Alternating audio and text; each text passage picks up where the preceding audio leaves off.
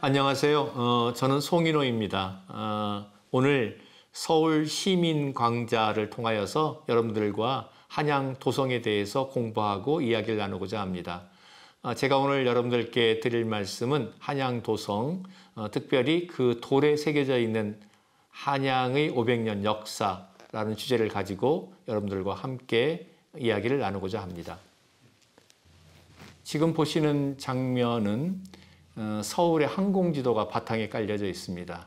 여러분들 서울의 윤곽을 이렇게 그림을 통해서 확인할 수 있으시죠? 그리고 가운데 흐르고 있는 한강을 이렇게 눈으로 따라서 움직이다 보면 화면의 왼쪽 끝으로 이제 황해로 빠져나가는 그 한강의 그 조강의 윤곽이 보이죠?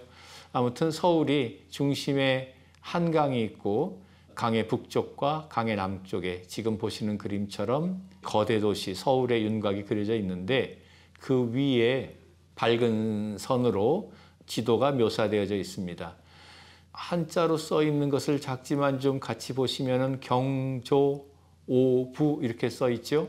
경조라고 하는 것은 수도라는 뜻이고 그것이 뭐 5개의 지역으로 구성되어 있다는 의미일 테고 지금 보시는 이 지도를 우리는 경조 오부도라고 합니다. 지금 서울의 지형 그리고 그 외에 겹쳐져 있는 경조 오부도 이것을 우리가 겹쳐서 보면은 한양으로부터 소위 서울이 어떻게 확장되고 또한 어떻게 밀도가 높은 도시로 변해왔는가 하는 것을 그림으로 보실 수가 있습니다. 조금 더 우리가 경조 오부도를 살펴보면은 중심에 있는 조금 굵게 표현되어 있는 원 그것이 한양 도성입니다. 다시 말씀드려서 행정구역상으로는 한성부의 도심 부분이 되겠지요. 도성으로 둘러싸여져 있는 한성부의 도심이 되고 그것보다 약간 우측 상단으로 또 하나의 그 원이 보이는데 그것이 북한산성입니다. 한성부라고 하는 그런 도시는 그럼 도성이라고 하는 시티월과 북한산성이라고 하는 포트리스가 두 개로 구성되어져 있는 성곽도시이구나. 그리고 물론 그 사이 또한 한양도성과 한강에 이르기까지에서는 굵은 선과 가는 선이 이렇게 서로 교직되어져 있는데 좀 굵은 선은 산의 능선을 보여주는 소위 산경이고 그 다음에 가는 선은 그 사이를 흐르고 있는 물길 곧 수계입니다. 이렇게 산경과 수계로 구성되어 있는 이 그림에서 보듯이 한성부의 영역이라고 하는 것은 도성과 산성과 그 다음에 도성의 바깥쪽에 대략 10리 정도에 해당되는 성저 10리 이런 공간으로 구성되어져 있습니다. 두 번째 그림을 우리 같이 보시면은 이것은 조선 팔도 구금 총남도라고 하는 지도인데요. 왼쪽에 보시는 것이 전체 한반도의 모습을 이렇게 윤곽을 여러분들이 이해할 수 있으실까요? 그리고 한반도의 중앙에 원으로 둘러싸여서 표현된 그곳이 바로 한양, 조선의 수도 한성부 혹은 한양의 모습입니다. 오른쪽에 제가 조금 더 큰 그림으로 확대해 놨습니다. 그림을 조금 자세히 보시면은 크게 원이 있고 그 다음에 원의 남쪽에 산을 묘사했는데 그 산이 소위 남산, 목멱산에 해당되겠네요. 그리고 그 선 안에 들어갔더니 글자가 몇 쭉 써 있습니다만은 관청들의 관아들의 이름들이 적혀 있고 또한 궁궐들의 이름이 있습니다. 예를 들면은 그 가운데에 빈 사각형처럼 표시되어 있는 부분, 그 부분이 경복궁입니다. 그리고 그 밖에 오른쪽에 창덕궁, 또는 왼쪽에는 경희궁, 또 그 아래는 또 오른쪽 아래는 정묘, 또한 사직 이런 것처럼 국가의 시설들, 통치 시설들이 그 다음에 종교와 단묘 시설들, 훈련원, 경기, 감염과 같은 군사 시설들 이러한 국가의 기본 시설들이 표현되어 있고 그것을 에워싸고 있는 도성이 표현되어져 있는 것이죠. 도시 내부를 에워싸고 있는 도시 성곽으로서의 한양도성의 모습을 함축적으로 볼 수 있습니다. 좀 궁금하시기도 한데요. 왜 경복궁을 저렇게 비워서 표현했을까? 여러분들이 이미 이해하셨을라나요? 이 그림이 그려진 시점이 대체로 1685년 써 있으니 우리가 큰 전란을 2번 치른 다음이네요. 임진왜란 때 경복궁이 불타버리고 그 경복궁은 고종 연간에 중건되기까지 말이죠. 비워진 궁궐이었었죠. 그런 모습을 보여주고 있는 그림입니다만 아무튼 오늘 저희가 이러한 궁궐들의 국가시설을 둘러싸고 있는 한양 도성에 주목하여서 오늘 같이 공부를 하고자 합니다. 이건 수선전도라고 하는 지도 그림입니다. 서울역사공원에 소장하고 있는 이 수선전도는 19세기의 한양의 도시의 구조와 형상들을 새긴 목판으로 찍어낸 지도입니다. 한양도성의 소위 정문은 어디이죠? 우리가 남쪽에 있는 숭례문입니다.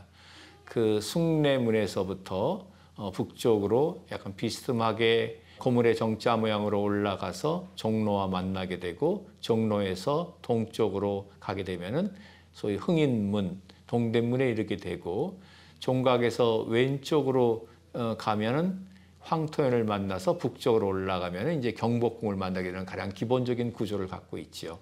다시 우리가 도성으로 좀 눈을 돌리면 결국 도성은 도시를 에워싸는 것인데 그 에워싸고 그러한 길들이 만나는 자리에 성문이 놓여지게 되는 것인데 남쪽에 있는 가장 큰 성문이 숭례문, 동쪽에 있는 큰 성문이 흥인문. 그래서 두 문을 우리가 대문이라고 부르고 그 사이에 방위마다 그 다음에 동서남북 혹은 그 사이에 있는 문들을 6개를 합쳐서 모두 8개의 문이 있습니다.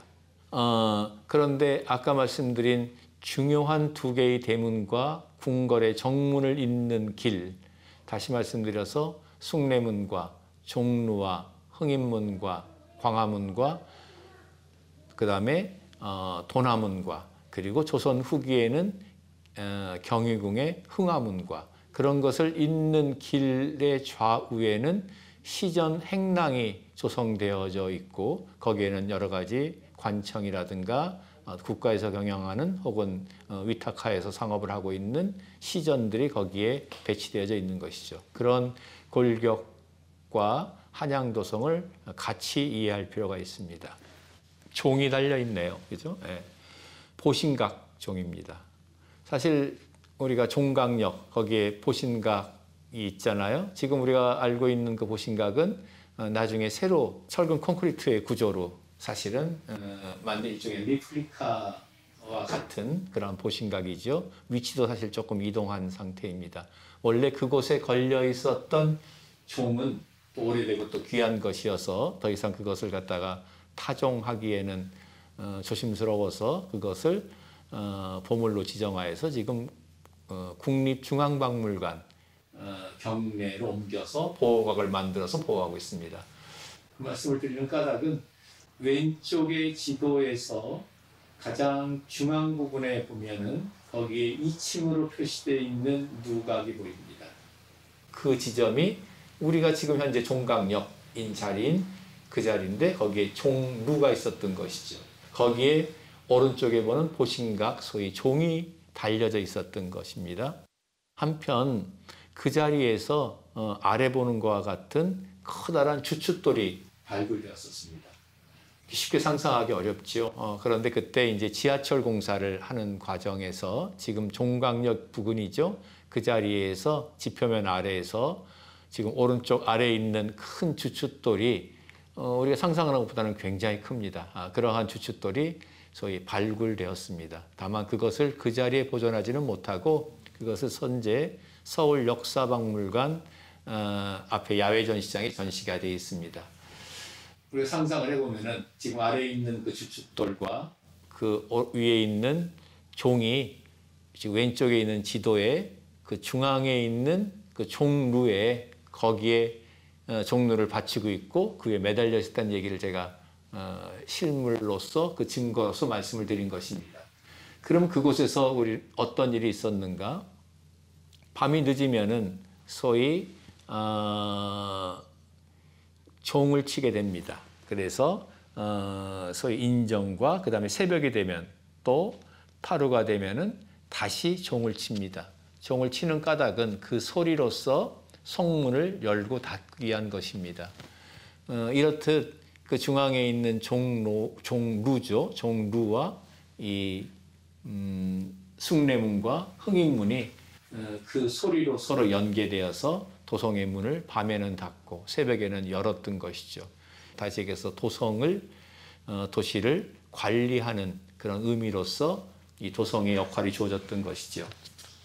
두 번째 제가 여러분들께 나누고 싶은 이야기는 한양도성이 어떠한 특별함이 있는가, 어떠한 다른 도시성곽과는 차이가 있는가 얘기를 좀 드리고 싶어서 이 그림으로부터 이야기를 시작할까 합니다.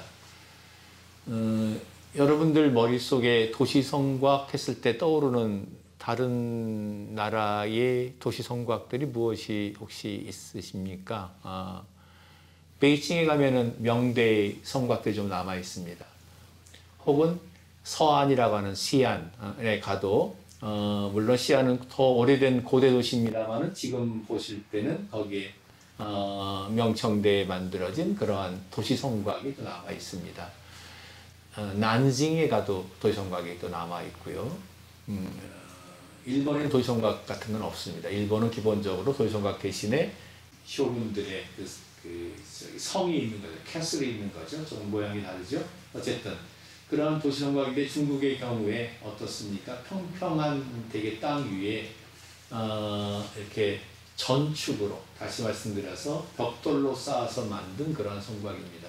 그러니까 대체로 방형에 가까운 좀 더 소위 기하학적으로 보이는 그러한 형태를 가지고 있는 것이죠. 그러나 우리 한양도성은 어떻습니까? 그렇게 네모나거나 동그랗거나 형태가 아닙니다. 보건대 조금 더 자연스러운 형상을 가지고 있는 것이죠. 자연스러운 형상을 갖고 있는 것이 불규칙한 것일까요? 그렇지 않은 것이죠. 그건 좀 다른 개념일 것입니다. 우리는 훨씬 더 아름답고 자연스러운 형상을 가지고 있는데 그 바탕에 깔려져 있는 질서는 곧 지세가 될 것입니다. 한양도성은 한양을 둘러싸고 있는 4개의 산을 능선을 따라서 그 형상대로 만들어낸 것입니다. 그렇기 때문에 그저 우리가 자를 대고 긋거나 머릿속으로 생각해서 소위 그 형상을 이렇게 결정하거나 한 것이 아니고 땅에 이미 그 형상이 잠재되어져 있었고 그것을 쌓아서 우리 앞에 현하게 함으로써 눈으로 드러나게 하여서 한양도성의 지금 형상이 이렇게 우리한테 소위 실제하고 있는 것이죠.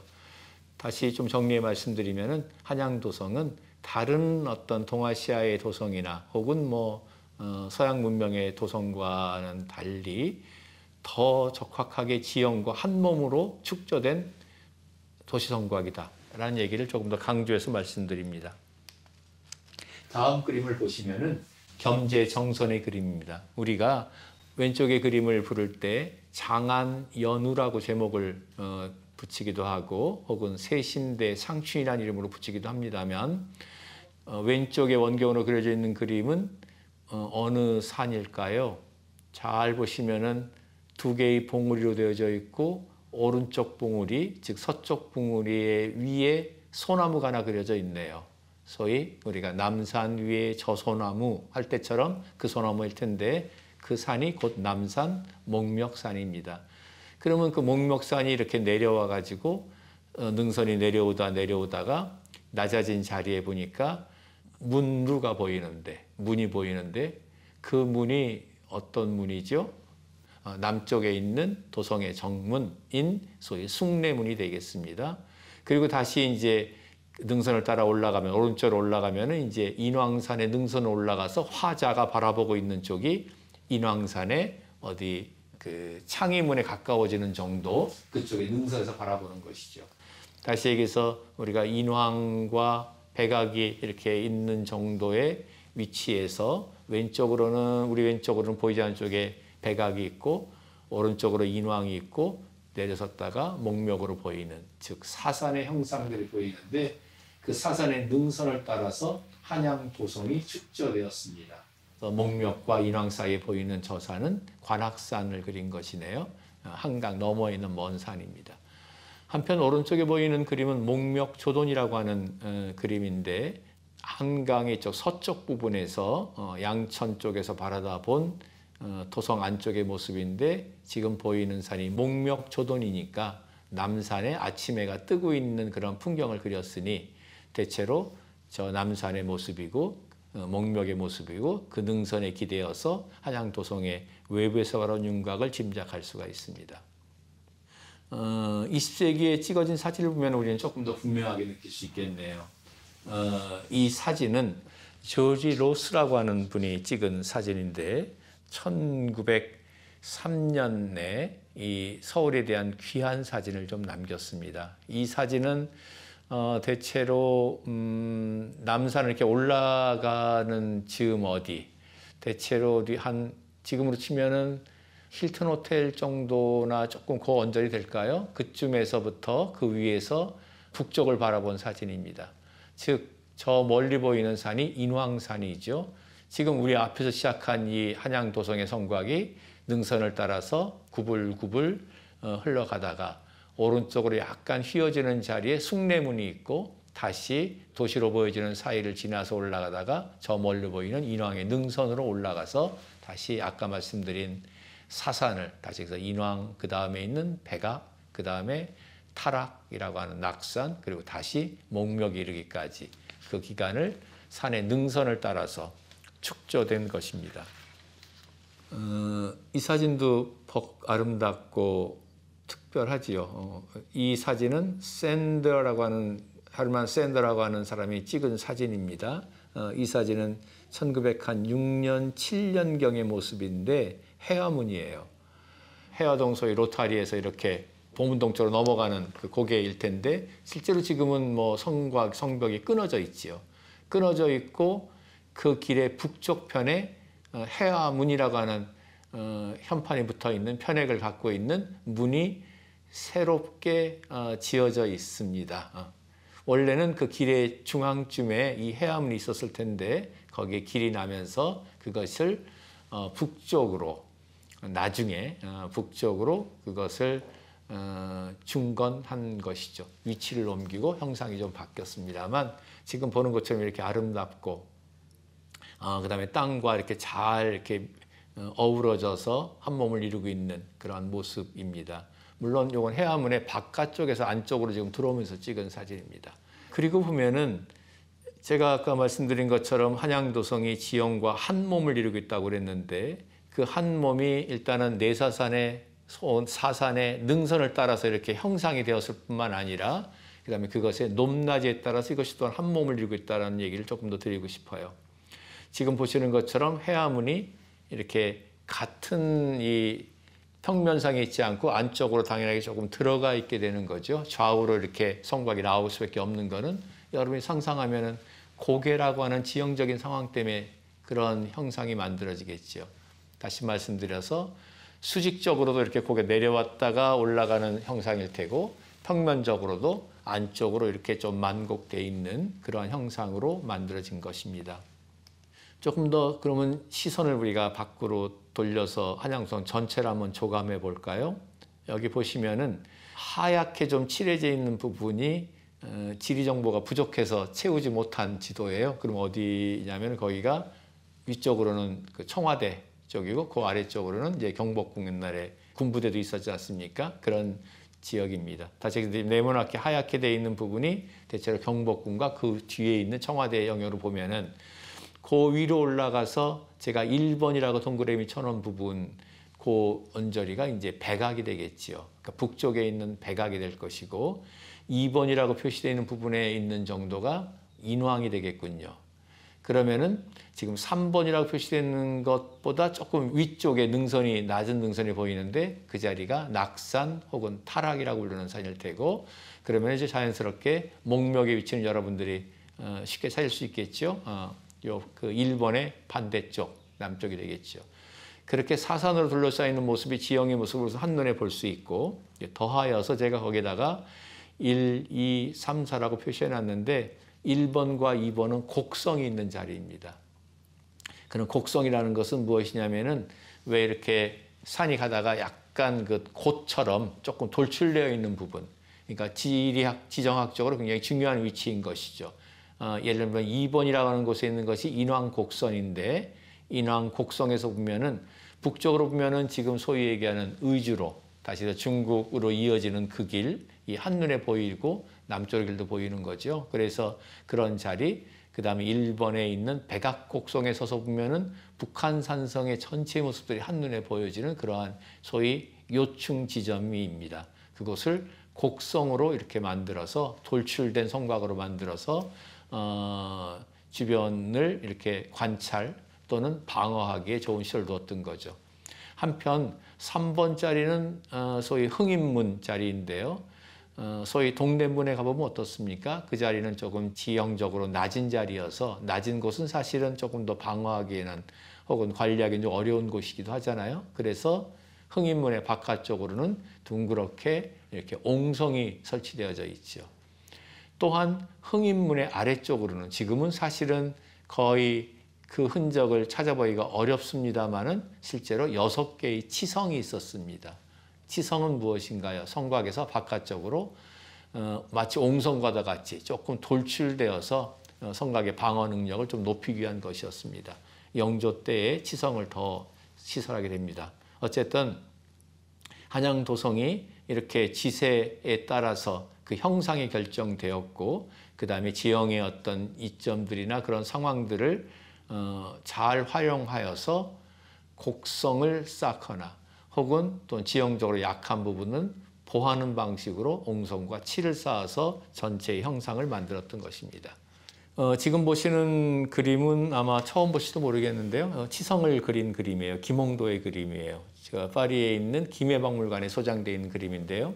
이 그림을 지금 부분을 확대해서 이렇게 오른쪽에 크게 보시면은 저 위에 왼쪽에 보이는 산이 목멱산이고 그 따라 내려다 보면 가운데 이렇게 치성 부분이 나와 있는 걸 볼 수 있습니다. 그래서 남쪽에 이르기까지 치성이 있었다는 것을 보여주는 아주 소중한 그런 그림입니다. 그런데 이것은 단면적으로 볼 때에도 그 지형과 한 몸을 이루고 있습니다. 다시 말씀드려서 우리나라의 한양도성은 편축석성인데, 다시 얘기해서 한쪽만을 돌로 쌓았는데, 이렇게 보시면은 능선의 바로 바깥쪽에 석축을 쌓아서 면석을 쌓아서 쌓고 그 두 사이는 흙을 다져서 이 지형과 성의 돌이 온전하게 물리적으로도 한 몸을 이루도록 만들어간 것입니다. 바위 위에는 바위를 깎아서 놓고 그 다음에 낮은 지역에는 말뚝을 받아서 땅을 단단하게 한 다음에 그 위에 기저석을 놓고 위에 올라가는 방식으로, 오른쪽에 보시는 사진처럼 굉장히 넓은 부분을 한 10m, 12m 정도 되는 정도의 부분을 갖다가 판축을 다져서 성돌과 지형이 한 몸을 이루도록 만들어간 것입니다. 지금 보시는 부분이 가장 낮은 부분에서 발굴됐었던 소위 송대문 운동장, 지금 DDP가 사용되고 있는 그 공간입니다. 그리고 사진을 보시면은 어디까지가 말 그대로 자연이고 어디로부터 이어져 있는 도성인가 하는 것들을 보실 수 있는데요. 산의 형상과 도성이 한 몸을 이루고 있습니다. 지금 보시는 그림은 백악에서 이쪽에 동쪽으로 이어져 내려오는 성곽의 모습입니다. 위에 겹쳐져 있는 그림이 그것을 그린 소위 성곽의 인면도예요. 그러니까 지금 보시는 것처럼 바위가 있는 부분들은 성벽의 높이가 상대적으로 낮아지겠죠. 그러면서 산과 성곽이 한 몸을 이루고 있다는 것을 여러분들이 보실 수가 있습니다. 제가 세 번째 드리고 싶은 말씀은 이 한양도성의 몸에는 문자와 기역이 새겨져 있습니다. 그저 돌로 쌓은 견고한 도시 성곽이지만 거기 더하여서 거기서는 문자가 새겨져 있는 것이죠. 그에 대한 얘기를 드릴까 합니다. 맨 왼쪽에 보시는 사진은 1396년 태조 때 축성된 부분이고요. 거기에 역시 지금 나중에 한 번 더 보겠습니다만 청보라고 하는 지역 이름이 새겨져 있습니다. 두 번째 보시는 가운데의 그림은 세종연간에 1422년에 축조된 부분들입니다. 비교적 상대적으로 크기가 작지만 둥글게 다듬어진 그러한 돌입니다. 오른쪽에 보시는 것은 네모 반듯한 형태로 정방에 가까운 형태로 40에서 60cm 정도 되는 크기로 쌓여진 것인데 숙정연간 이후인 18세기, 19세기 전반에 개축된 성곽입니다. 이렇게 거기에는 다른 축성 방식으로 쌓여졌을 때 거기에는 여러 가지 문자들이 새겨져 있습니다. 같이 한번 보시겠습니다. 흔히 태조 때는 도성 조축도감을 만들어서 도성을 쌓았기 때문에 태조 때의 건축 행위를 우리가 조축이라고 표현합니다. 태조 때 조축하면서 새긴 소위 각자 한 성석입니다. 문자를 새긴 성도를 우리가 각자 성석이라고 할 텐데요. 여기 보시면은 강자 600척 이렇게 쓰여져 있지 않습니까? 한양도성 전체 구간을 97개로 나누어서 그 구간마다 천자문의 이름을 붙였는데 그 글자가 되겠습니다. 가령 강자 혹은 곤자 이런 글자들을 확인할 수 있습니다.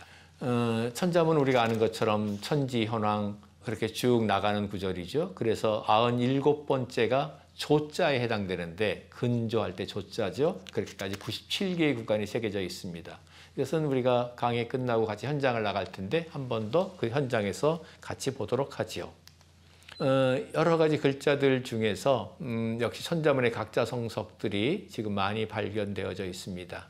그런 한자들 중에 생자와 같은 천자문의 각자를 쓰고 더하여서 거기 600척이라는 글자가 써 있는 것은 한 구간의 길이가 600척, 즉 약 한 180m 정도라는 것을 보여주는 것이죠. 그렇게 글자가 새겨져 있는 각자 성석이 있습니다.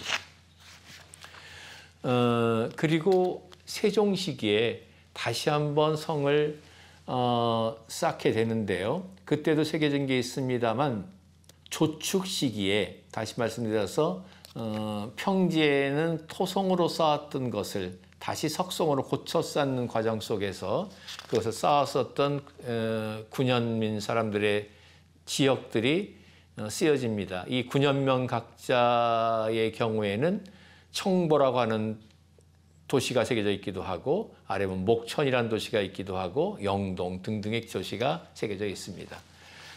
어떤 거는 사실은 태조 때 새겨진 지역명이 있기도 하고 어떤 지역명들은 세종 때 새겨진 지역명이 있습니다. 음성과 같은 지역명 같은 경우에는 도성 수축도감을 개설해서 쌓았었던 세종 연간에 쓰여진 군현명입니다.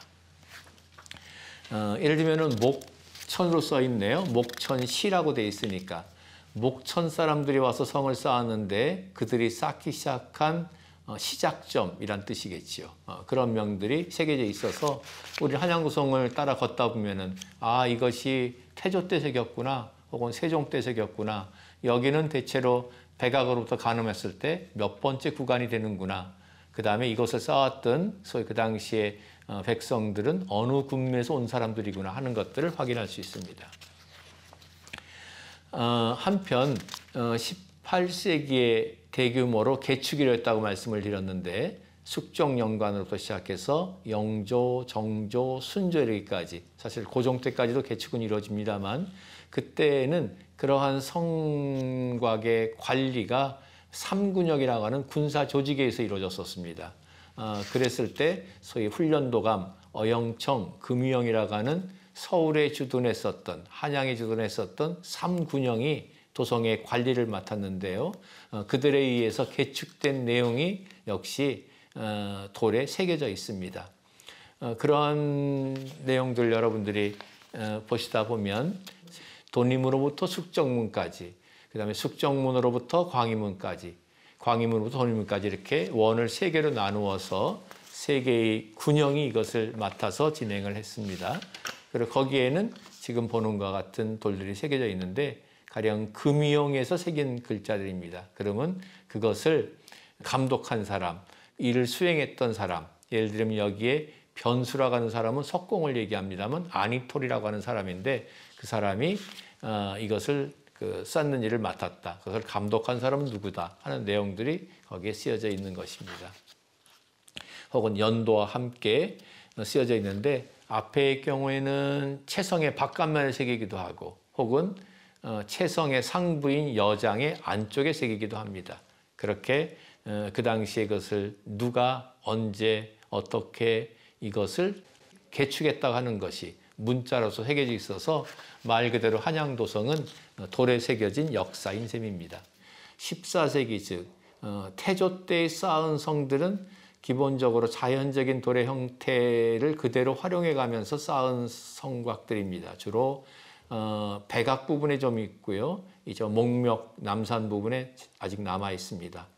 그리고 세종 때 다시 태조 때의 조축에 의해서 수축을 했다고 말씀드렸는데 그때는 약간 둥글게 다듬은 돌을 가지고 쌓은 모습들이 있고요. 이어서 숙종연간에 또는 정조연간에 걸쳐져서 18세기, 19세기까지의 정방에 가까운 면석을 가지고 쌓은 것입니다. 이렇게 여러분들이 이런 생각들과 축성 기법에 대한 차이를 가지면서 우리가 한 번 더 한양도성을 살펴보고자 합니다.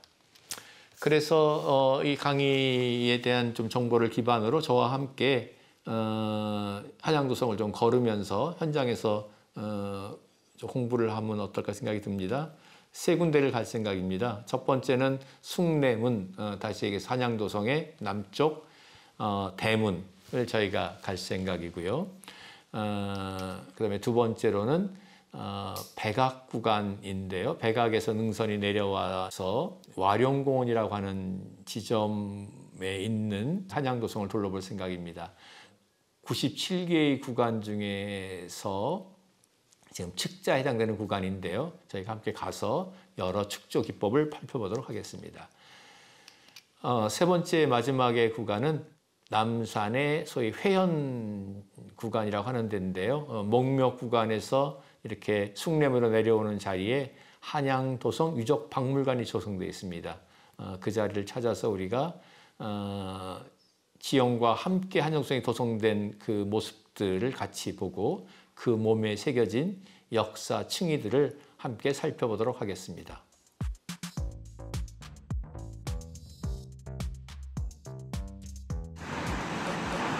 우리가 제일 첫 번째 답사 장소에 나왔습니다. 답사 장소는 숭례문입니다. 다시 말씀드려서 한양도성의 남쪽의 정문인 숭례문, 그 다음에 동쪽의 정문인 흥인지문, 그렇게 두 개의 문이 대문이라고 부르는데 그 대문이라고 하면 그 위에 보시는 것처럼 지금 육축 위에 문루가 두 개가 구성되어 있는 것이죠. 그래서 그 위상에 맞게 그런 형식을 가지고 있습니다. 그러면은 이 숭례문으로 들어서면 아시는 바처럼 이것이 약간 휘어져서 고물의 정자 모양으로 올라가서 종각과 만나게 되고 종각에서 다시 동쪽으로 가면 이제 흥인문이 되는 거잖아요. 그 다음에 서쪽으로 오다가 북쪽으로 꺾고 올라가면 즉 황토영광장에서 위로 올라가면 경복궁의 광화문 이렇게 되는 것이니 결국 광화문하고 광화문도 역시 2층 누각으로 되어 있잖아요. 그 다음에 정문인 숭례문, 그 다음에 흥인문 이렇게가 도성 안에 대로로서 이 고물의 정자 모양을 이루면서 이 문과 길이 구조화되어 있는 것입니다. 그러한 곳으로서 가장 한양도성의 상징적인 대문이면서 또한 지금도 여전히 한양의 혹은 수도 서울의 상징적인 기념비로서 우리가 숭례문을 바라보고 있습니다.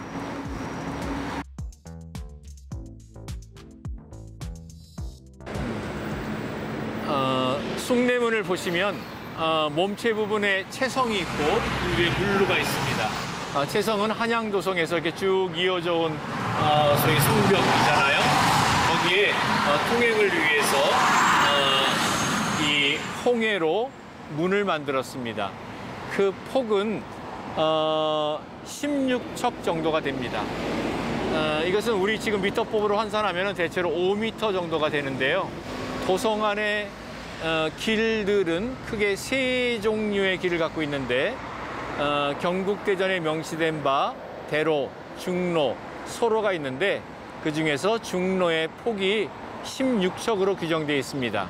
그것에 맞추어서 지금 숭례문의 홍해문의 폭이 결정된 것입니다.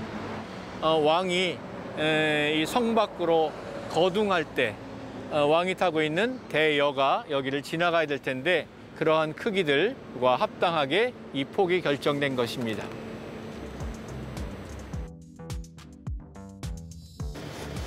우리가 두 번째 답사 장소에 와 있습니다. 두 번째 답사 장소는 한양도성의 백악구간인데요.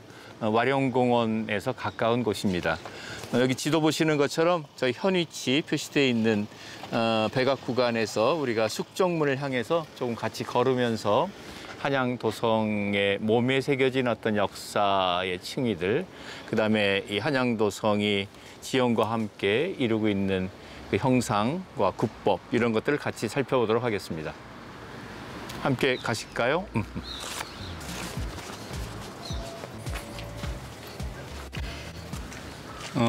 한양도성은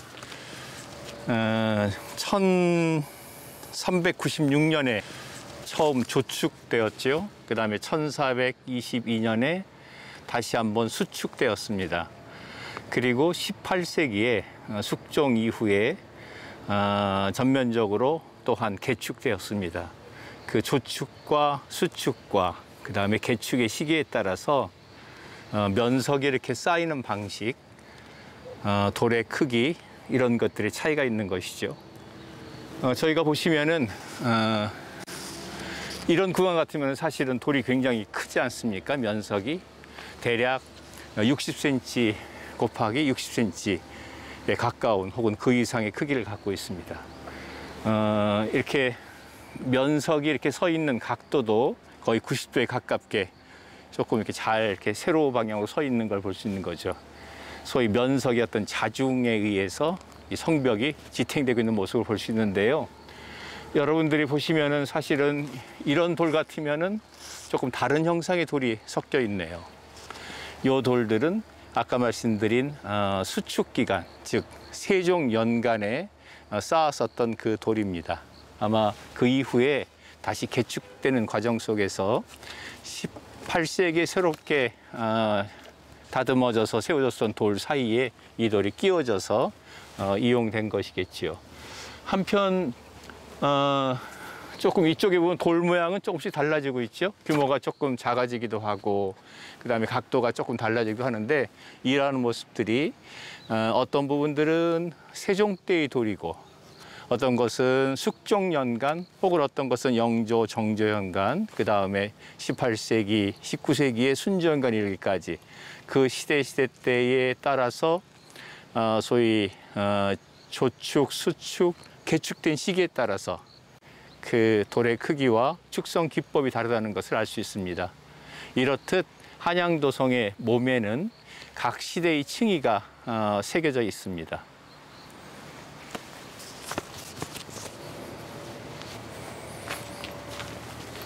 어떻습니까? 이 돌은 아까에 비해서 규모가 훨씬 작은 크기를 가지고 있죠. 대략 한 45cm 정도 내외의 크기를 갖고 있습니다. 앞에 봤었던 조금 큰 돌에 비해서는 앞선 시기의 것, 대체로 18세기 전반에 다시 개축된 그런 성곽의 모습입니다.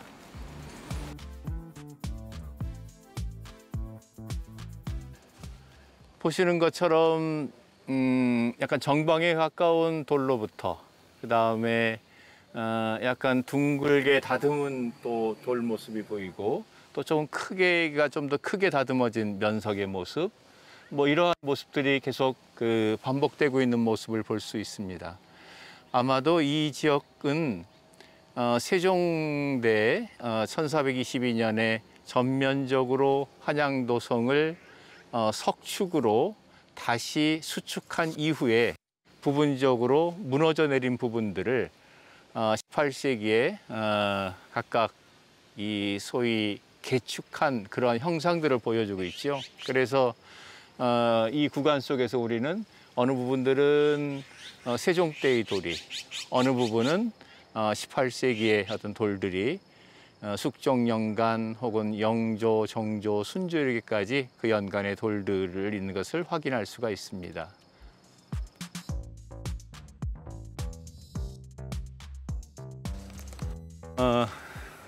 지금 응봉 능선 그 북사면 쪽을 따라서 올라왔습니다. 한양도성이 백악으로부터 시작해서 낙산, 그다음에 목멱, 그다음에 인왕산, 그렇게 능선을 따라 축적됐지 않습니까? 저희들이 있는 위치는 백악에서 이제 낙산을 따라 내려가는 그 능선에 응봉이라고 하는 봉우리가 있는데 그 후면쯤이 됩니다. 여러분 그 숲에 가려 있습니다만은 저쪽에 성벽을 보시면은 오른쪽에 보시는 거는 정방에 가까운 그러한 면석들이 다듬어서 쌓여져 있습니다. 보건대 대체로 18세기 전반에 다시 개축된 그러한 성곽입니다. 그거의 왼쪽을 보시면은 나무에 좀 가려 있습니다만은 비교적 자연스러운 형태의 그 자연석들이 이렇게 쌓여 있는 모습을 볼 수 있습니다. 저 돌들은 태조 연간에, 즉 1396년에 축성된 그러한 성곽입니다. 그래서 말씀드리자치면은 도성 조축도감을 설치하여서 그때 한양 도성의 험준한 산지 쪽에는 석성으로 쌓고 평지 쪽에는 토성으로 쌓았는데 그 석성으로 쌓았던 부분들이 남아 있는 것입니다.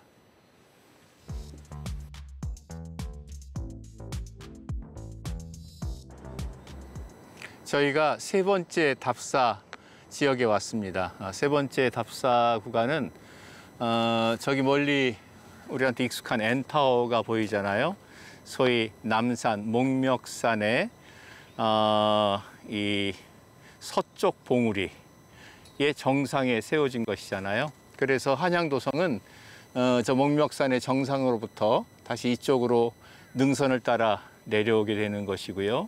그리고 조금 전에 저희가 답사적에서 봤었던 숭례문까지 이르는 그러한 궤적을 이루면서 한양도성의 이 목멱 능선에 한양도성이 축성되어 있는 것입니다.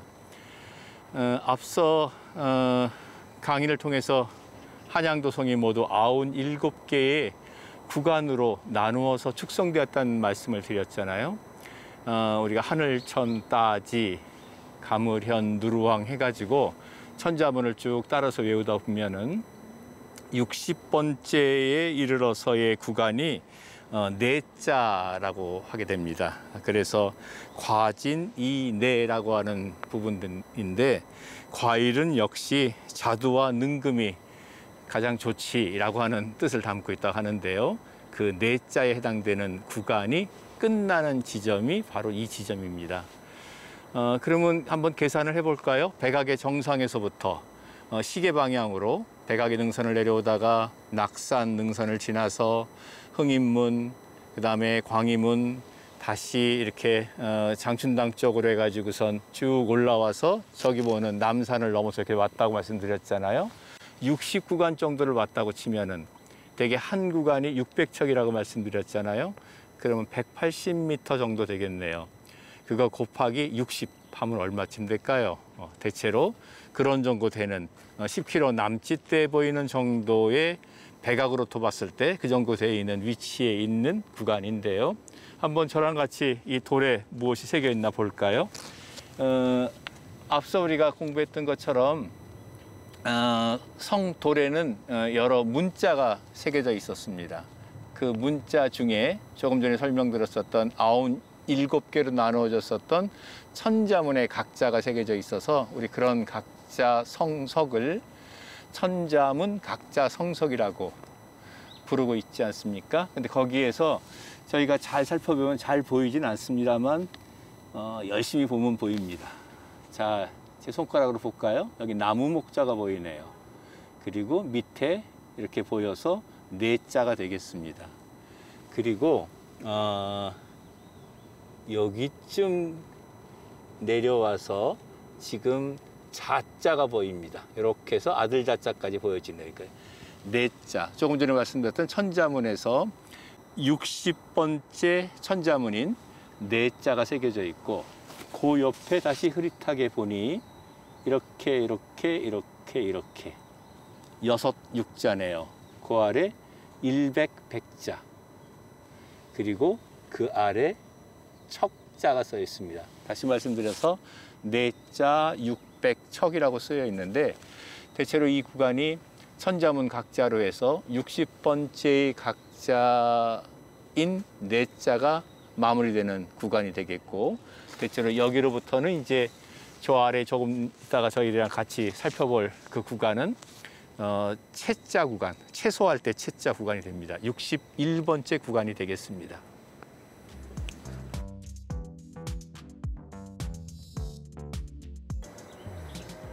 여기는 천자문 각자로 치면은 아까 이제 채자 구간이 시작되는 구간입니다. 대체로 채자 그 다음에는 중자로 이어지게 되는데 그 구간을 저희가 살펴볼 생각입니다. 여러분들이 보시는 지금 이쪽으로 전개되는 다소 평평해 보이는 이 자리가 신궁이 있던 자리입니다. 물론 조선 신궁은 우리가 해방 이후에 철저하게 이렇게 회철되었지요. 그러면 그 이전에 1925년에 조선 신궁을 짓기 위해서 일본인들은 이 자리에 있었던 한양도성을 완전히 허물어 버리고 그것을 평평하게 만든 다음에 그 위에 조선 신궁을 지었었겠지요. 그래서 이 자리에 그 어떠한 흔적이라도 있을 거라고 우리는 상상을 하지 않았었습니다. 오히려 우리한테 알려져 있기로는 이곳은 분수대가 있는 남산공원으로 우리들한테 기억되었던 자리였으니까요. 그렇지만 이 자리를 발굴을 해보니까 지금 우리가 같이 읽었었던 각자성석, 그다음에 이어지는 이러한 한양도성의 궤적들이 이 지표면 아래에 남아 있었음을 확인할 수가 있었습니다.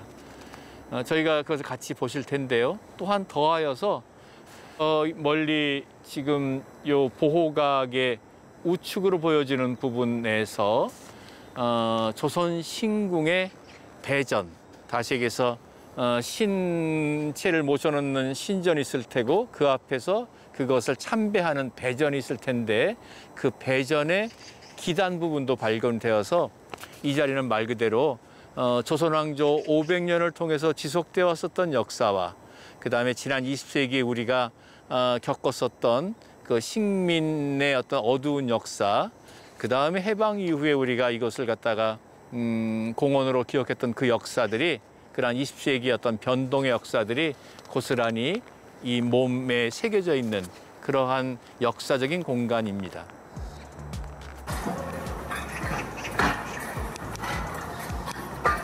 사실은 이 부분 역시 영조연간에 쌓았습니다만은 기존에 있었던 이 성돌들을 다시 활용해서 쌓은 모습들을 확인할 수 있는 거죠. 지금 보시면은 약간 둥그스름하게 된 부분들이 세종연간에 쌓았었던 돌들일 테고 그 사이에 있는 거친 상태의 자연 형태로 되어 있는 돌들이 태조연간에 쌓았던 그러한 돌들일 텐데 그러한 돌들을 지금 이 남산 해안 구간에 되게 영조연간에 다시 고쳐서 개축한 구간입니다.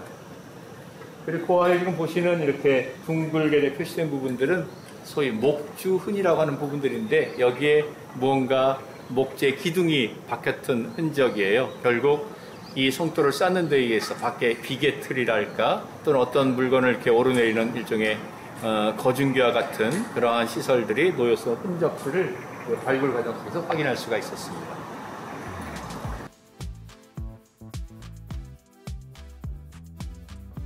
지금 바닥에 보시는 이 한양도성이라고 새겨져 있는 이 큰 돌은 원래는 이 자리에 한양도성이 있었으나 지금 완전하게 회철된 구간을 표시한 것입니다. 근데 이렇게 한양도성이 따라오다 보면은 보시는 것 같이 아주 이렇게 견고하게 쌓여져 있는 축들을 볼 수 있는데요. 이것은 사실은 조선 신궁의 기단될 이 하나의 경계석 부분입니다. 조선 신궁의 흔적이고요. 그것을 넘어서 우리가 지금 보는 것처럼 한양도성의 태조로부터 세종으로부터 그 다음에 다시 영조 구간에 다시 개축된 구간에 이르기까지 그 흔적도 우리가 볼 수 있었던 거죠.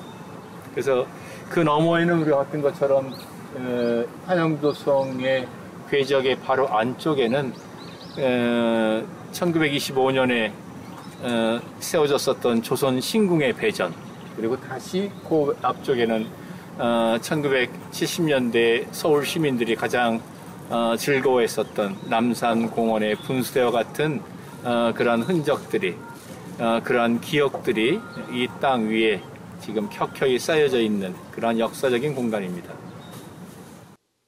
서울 시민 여러분, 저와 함께 그 한양도성을 걷고 또한 공부했습니다. 어떠셨습니까? 서울의 소중한 도시유산 한양도성입니다. 우리가 함께 잘 이것을 보존하고 또한 잘 관리하고 이것을 잘 누릴 수 있기를 기대합니다. 오늘 함께해서 즐거웠습니다. 고맙습니다.